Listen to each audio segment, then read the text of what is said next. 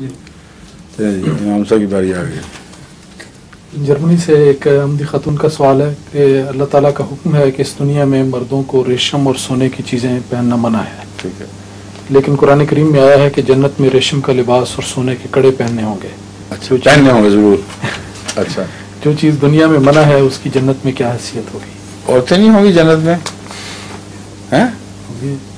ہوں گی.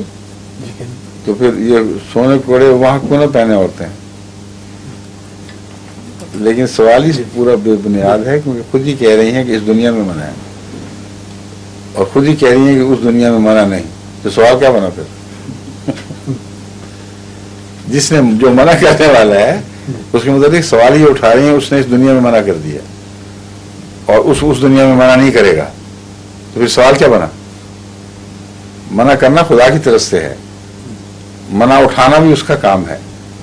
تو صرف اتنا نتیجہ نکلتا ہے کہ اس دنیا میں نہیں پہنو گے اس دنیا میں پہنو گے. دوسرے وہاں میں اس لیے عورت کا سوال اٹھایا تھا کہ عورت مرد دونوں ایک ہی چیز ہوں گے, وہاں جنس نہیں ہے کوئی. سمجھیں؟ یہ حور کا جو ترجمہ کیا جاتا ہے نا, حور مقصورات فی القیام, کہ عورتیں, یہ غلط ترجمہ ہے. عربی کی ڈکشنریاں اٹھا کے دیکھ لیں بے شک, حور دونوں پر یکساں چسپاں ہوتا ہے, غیر جنسی نام ہے. سمجھے؟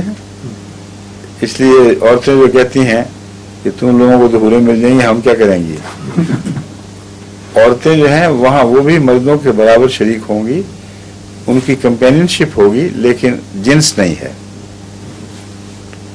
اور بغیر جنس کے جنسی لذات سے ہزاروں گنا زیادہ لذات اللہ تعالیٰ عطا کر سکتا ہے, کیونکہ لذت کا آخری جو محرک ہے وہ دماغ کے اندر ہے, جو ریکارڈ کرتا ہے, جو سوچتا ہے, جو کسی واقعہ کو مزے میں ڈھالتا ہے.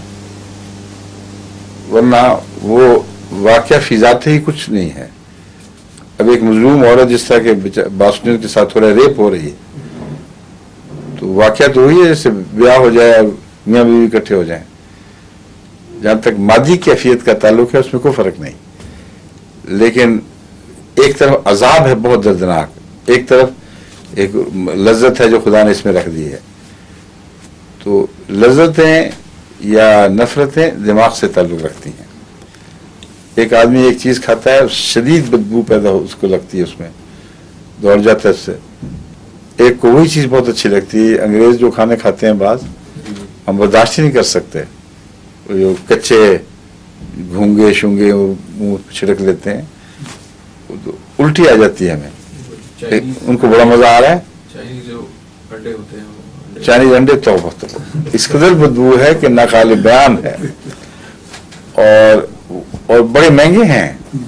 وہ باقاعدہ سلائس تھوڑی سی بنا کے اس کو اپنے جس طرح ہم اچار سے مزہ پیدا کرتے ہیں اس سے خوشبو پیدا کرتے ہیں اپنے کھانے میں.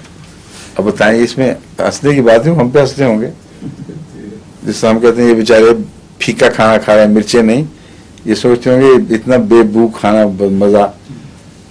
تو ہر ایک شخص کی اپنی لذت ہے, کیونکہ فیصلہ دماغ میں ہو رہا ہے, یہاں نہیں ہو رہا. یہاں سے صرف میسج جا رہا ہے کیا چیز ہے, بس اس سے زیادہ کچھ نہیں. وہ چیز اچھی لگنی ہے یا بری لگنی ہے, یہ دماغ کے اندر فیصلہ ہو رہا ہے. اس لیے بعض لوگ بیچارے, مثلا وہاں اپنا بیلجیم میں ایک صاحب پیچھے ہی پڑ گئے, چھوڑتے ہی نہیں تھے. ان کو اتنا صدمہ پہنچا ہے کہ جنت میں جنس نہیں ہوگی کہ آخری ان کا فیصلہ رکھتا تھا پھر کرنا کیا وجہ, کیا فائدہ ہے اس زندگی کی بربادی کا. ان کو میں نے سمجھایا بہت طریقوں سے, خدا کا خوف کرے, یہاں کی بھی کوئی لذت آپ کے بس میں نہیں ہے. اگر دماغ اس کو کمپیوٹرائز نہ کرے اور یہ فیصلہ نہ کرے کہ یہ چیز اچھی ہے یا بری ہے, تو آپ کو کوئی بھی مزہ نہیں. آپ کو مزہ چاہیے اس کی گارنٹی دی ہے اللہ نے. وہ روحانی لذتیں اگر ذکر الہی میں مل جائیں تو لذت ہی ہے نا, اور جن کو ہوتی ہے ان کو دنیا کی پرواہ نہیں رہتی. اس لیے یہ جو بحث ہے کہ وہاں کس جنس کے لوگ ہوں گے کیا ہوگا, یہ فضی باتیں ہیں.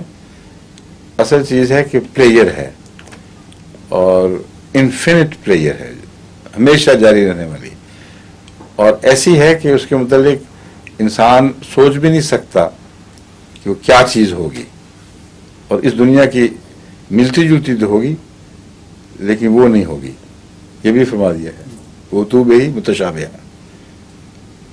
ملتی جلتی چیزیں ہوں گی مگر وہ نہیں ہوگی جو اس دنیا میں ہے۔